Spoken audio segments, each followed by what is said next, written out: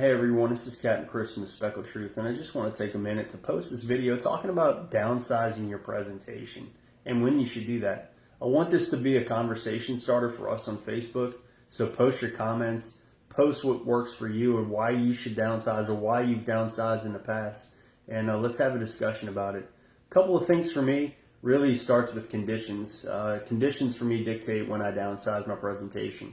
The first is really wind. So typically if I don't have a whole lot of wind, if it's dead calm, those fish are a little bit on edge. There's less environmental conditions to break up the water. So those fish are keenly aware that you're there. They can either feel like a pressure wake if you're waiting or in a boat. So they know that you're there. They know that something's going on. It's not right. So typically if it's dead calm, I like to downsize because I think you can get a little bit more into their personal space.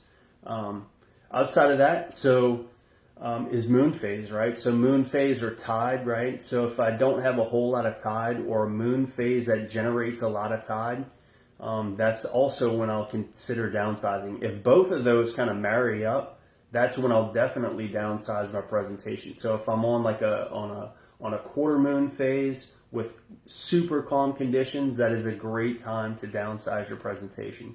So conditions, one. Second is what do you throw? So, lately we've been throwing a lot of these 6-inch like gambler flapping shads or the K-Wiggler willowtails, and we've been really targeting fish with the water column up over grass and sand.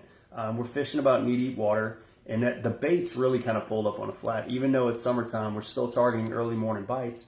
But we're throwing these 1/8 ounce lead belly jig heads on these bigger soft plastics. Well, recently we just had like some super duper calm conditions on an off moon phase, and what happened is those fish were still pulled up on the flat.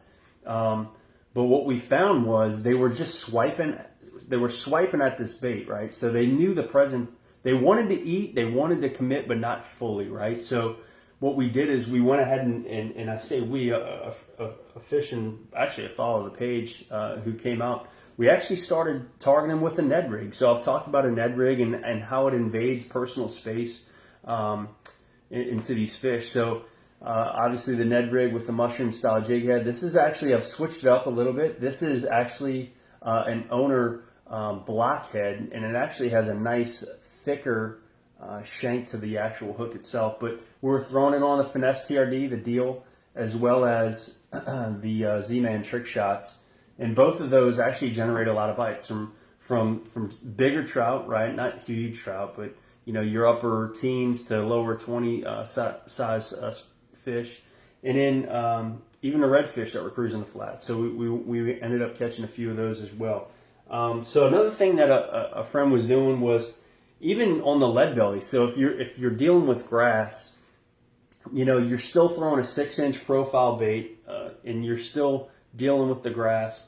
What he did is he actually switched it up. So I switched to a Ned rig, and he just switched to a smaller, like a down south lure, right? So he's still fishing at weedless. He's still fishing on a lead belly, but what he did is he went from a 6-inch profile to a 4-inch profile, and then he ended up starting to get a little bit more bites. So those are just two things, conditions and then bait profile and bait size, that I feel in terms of enhancing the bite on an off day, and that's how downsizing can be effective for you as you kind of put that into your arsenal when targeting big fish on the flat. So hopefully this will be good for you, and I'd love to see kind of what you guys think below. So please leave a comment, and look forward to it. Take care. Bye.